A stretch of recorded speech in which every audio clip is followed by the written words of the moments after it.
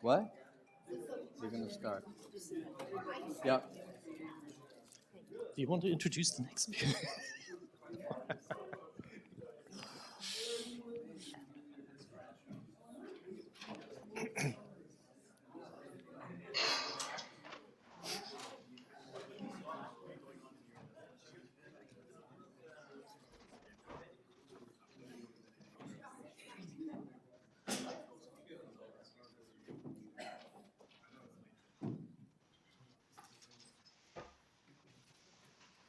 Okay, our next speaker needs no introduction, Jeff. Thank you.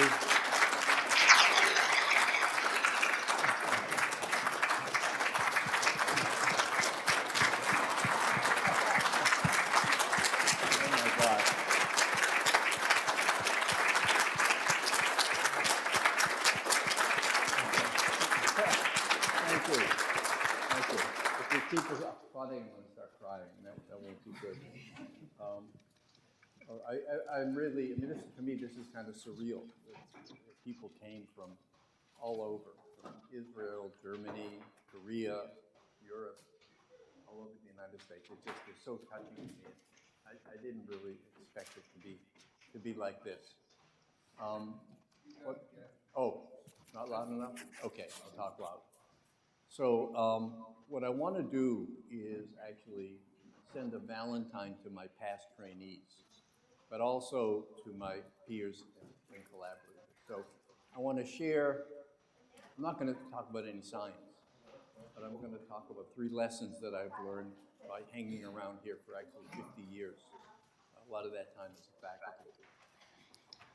And what I want to talk about is this question, is what made pulmonary research here at the School of Public Health so special?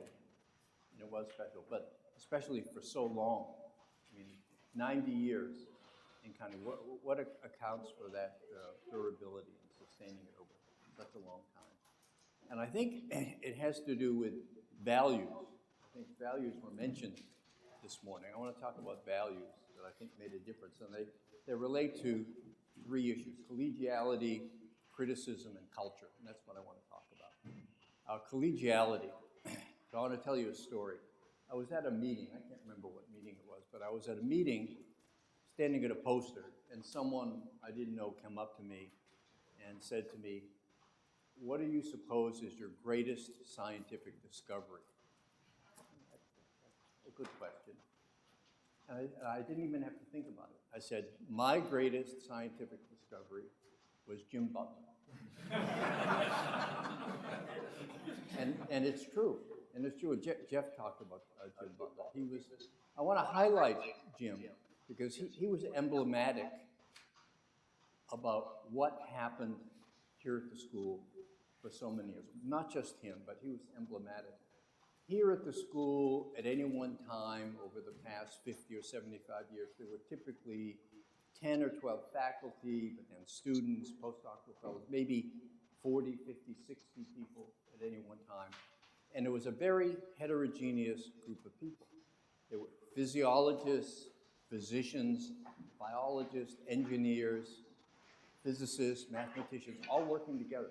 And it wasn't hierarchical. It wasn't like the department chairman or the full professor would send down directives and the other people would do the experiments and send the data back up.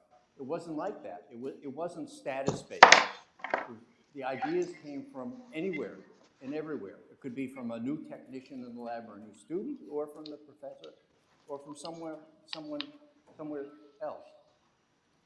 Not status-based. And moreover, we weren't in silos. Heterogeneous, but we weren't in silos. And kind of every time we hired a new administrator, that person would come to me after a few months and figure out what's going on here and say, "I've got a great idea. Let's take all the physiologists and biologists and physicians and put them on the 3rd floor. And let's take all the mathematicians and physicists and engineers and put them up on the 13th floor. So they're all together." I would kind of shake my head. And then I had a dean who came to me once, and he said, "Engineers and physicists? This is a School of Public Health. What are they doing here? Why don't we take all of them and move them over to the School of Engineering and Applied Sciences across the river over in Cambridge. And I had to explain to this team that this is a feature, not a bug of the system. It was designed this way. This is what we did. And from this, lots of wonderful things happened. Theories were germinated. Jeff mentioned some of them this morning. One was the wave speed theory of maximum respiratory flow limitation. That happened here. The idea of augmented diffusion to explain high-frequency ventilation. And we developed technologies. Jeff mentioned the iron lung. I don't have to say anything more about that. That happened here. Magnetic twisting cytometry to probe the rheology and mechanics of the single cell. Monolayer traction microscopy to understand collective cellular migration. That was developed here. And then we made discoveries, and again, Jeff mentioned it, that surfactant insufficiency of prematurity, called hyaline membrane disease, then sometimes called infant respiratory distress syndrome. Mary Ellen Avery and Jerry Mead, 1959, showed that this was caused by insufficiency of surfactant in the newborn, and it led to the idea of developing artificial surfactants and saving lives. The unjamming transition, this epithelial unjamming transition. Unjamming was known in physics, in inert materials, but we discovered that there's an unjamming transition that happens in epithelial cells, very similar to inert systems, but also in many ways very different. And how it kind of goes alongside the epithelial to mesenchymal transition in terms of understanding development, cancer invasion, and so on. And glassy dynamics. I'm not going to say anything about that. So the idea is that with this egalitarian meritocracy, the best ideas just percolated to the surface. It kind of happened because of the way the culture worked. So for collegiality, the take-home message is this. You can do it, only you can do it, but you can't do it alone. That was really, I saw that day in and day out for 50 years. Okay, you can't do it alone. So this brings me to a second subject, and that has to do with the culture here at the School of Public Health. Now, I had my heroes and role models and mentors who were very important to me and also very important for setting the stage here at the School of Public Health. I want to read their names. Now, all these people they're gone now, but they were so important, and I just, because they were so important to me. Some of them were here at the school, some were at the hospitals, some were at MIT or Johns Hopkins, especially Mayo. Some of my mentors were at Mayo, Virginia, University of Virginia, but I just want to read the names. Jim Wittenberger, Jerry Mead, Mary Ellen Wohl, Mary Ellen Avery, Joe Brain. We heard all those names already this morning. Roland Ingram Jr., Saul Perman, Bob Hyatt, Joe Rodardi, Ted Wilson, Tom McMahon, John Lear, Peter Macklin, Asher Shapiro, Richard Murphy. These were remarkable people, each one in their own way. Now, an interesting thing about these people is they often worked on the same problems at the same time, but they were often fierce, and I mean fierce, scientific disagreements. They would clash like mad, and a lot of us saw this in real time. And actually, the epitome of this was Saul Perman. Everyone would argue with Saul. And Saul, this is a great quote from Saul. He said, "My idea of hell is a place where I cannot find anyone who will disagree with me." A lot of you have heard that one before, but that was, I love Saul. I love him. So there were fierce disagreements, but the interesting thing is they were never rivals. They were never ever rivals, and they were never competitors. It's funny, Jeff and I did not compare notes. And you see, it rhymes, our two talks. They were never competitors. They were all like colleagues and friends. And that's the culture I grew up in. So about the culture, the take-home message is, if you're not having fun, you're in the wrong business. And that some of you might recognize. That's Peter Macklin. It's a quote directly from Peter. criticism. This maybe is the most important thing I want to say to my trainees as they go on. Many of them have their own labs or they're deans somewhere. I want to say something about criticism because I think this is so important. I learned a seminal lesson. It was 1972. I was finishing my PhD over at MIT. Actually, Roger Cam and I, we were across the wall from each other. But I came over here to the School of Public Health to hear a seminar. It was going to be given by David Leach. And I came over, and I was a student, and I sat in the seminar room. I'll say more about the seminar room in a second. And David Lee started talking, and like after about 20 minutes, Fred Hoppen, some of you know, still alive, he raised his hand, and he said, David, everything you said from the beginning of your talk till now is flat out wrong. It's wrong. And I was like, I came from MIT. My eyes got like saucers. I mean, there was going to be a grand fight. There was going to be bloodshed. Literally, figuratively, not literally. And I thought about it in contrast to actually that same year. Roger, I don't know if you were in the room. We had a Nobel laureate who gave one of our departmental seminars at MIT. It was Murray Gell-Mann, the guy who invented the idea of the quark, revolutionized particle physics. He was the seminar speaker, and one of our venerable professors, a guy named George Hatsopoulos, took him down. He said exactly, everything you've talked about is wrong. This is a Nobel laureate, he said it to. And, there's a fight. So when you're at MIT, wrong in public like that those are fighting words. And the person on the podium can bristle, or get angry, or get defensive. Lots of things can happen, but it's going to be interesting no matter what. That kind of model isn't what I saw in this seminar room with David Lee and Fred Hoppen. What happened was, I'm going to put that down, David looked at Fred and smiled, a big, broad, benevolent smile, and he folded his arms and he said, good, tell me why. And what I know because I talked to him afterwards, what David was thinking was, maybe I am wrong, and I'm going to learn something from Fred. That's what a real scientist does. Or maybe Fred is wrong and he just didn't understand. Or maybe I just wasn't clear, and if I can clarify, then the idea is we all move forward together. And it's not about status. If you're right and I'm wrong, my status goes down, your status goes up. That's not what it was about here. And the interesting thing is, Fred Hoppen, the one who said that, he knew that it was a safe environment to give a fierce criticism, that it would be beneficial. He didn't have to worry about, they were friends. They didn't have to worry about taking it the wrong way. So that was a lesson I learned that stuck with me, and all of my trainees are here. They've heard me tell that story every year for as long as they were here.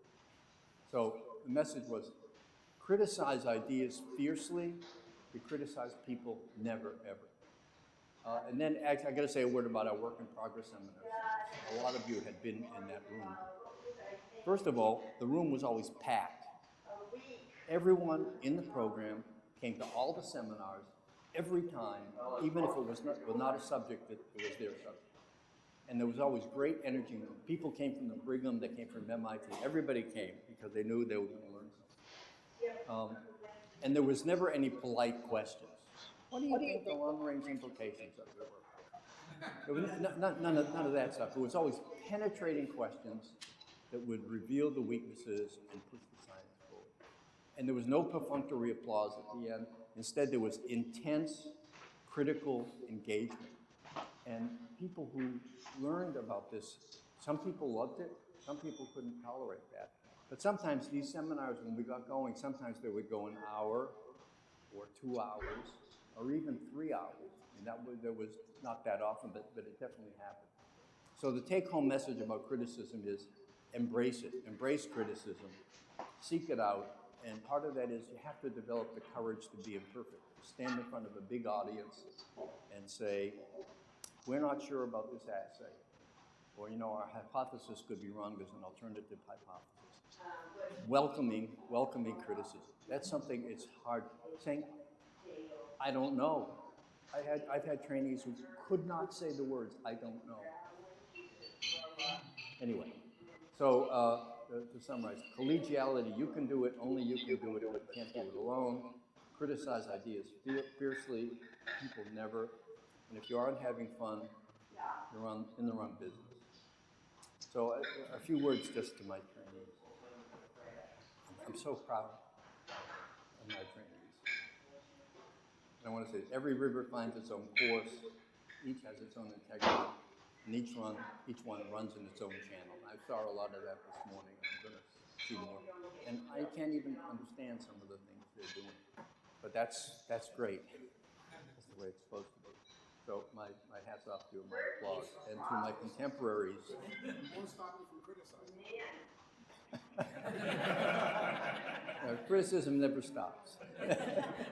I'm married.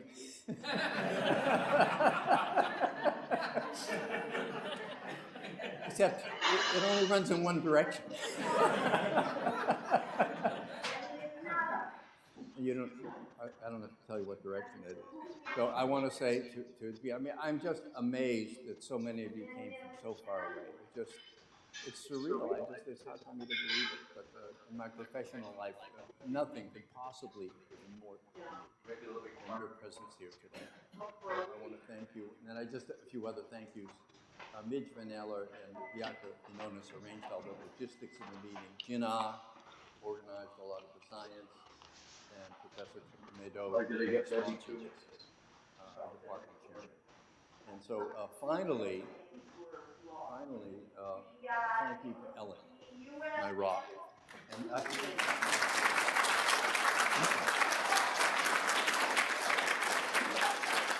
I want to say that it's not just lip service. I mean, some of you know this story, and a lot of you don't. I went to high school across the street, English High School, which is now the new research building. It got torn down. That's where I went to high school, like 300 yards away.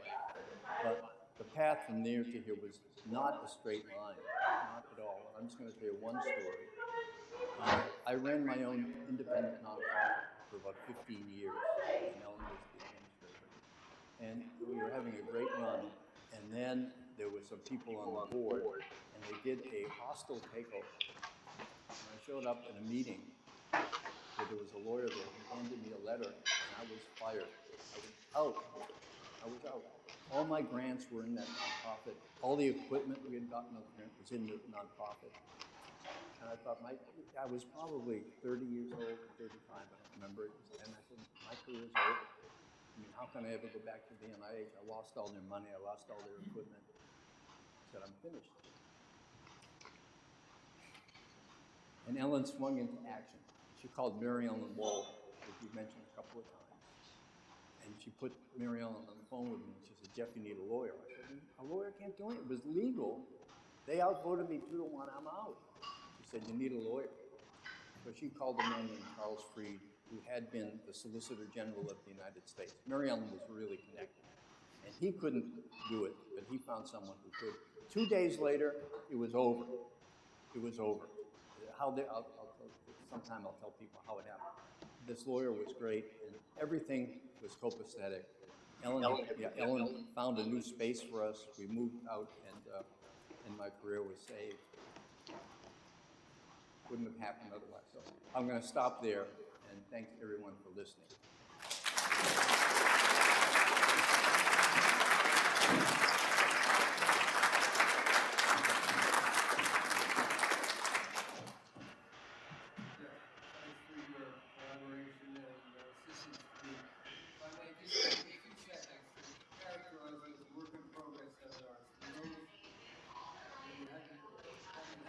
These two guys knew, yeah. Many of us sitting here couldn't wait for the work in progress seminar. So one day I was scheduled to give a talk on volume plethysmography, and I arrived and stood up and said, "Good morning." And David Leaf jumped out of his chair and said, "What's good about it? Show me the evidence."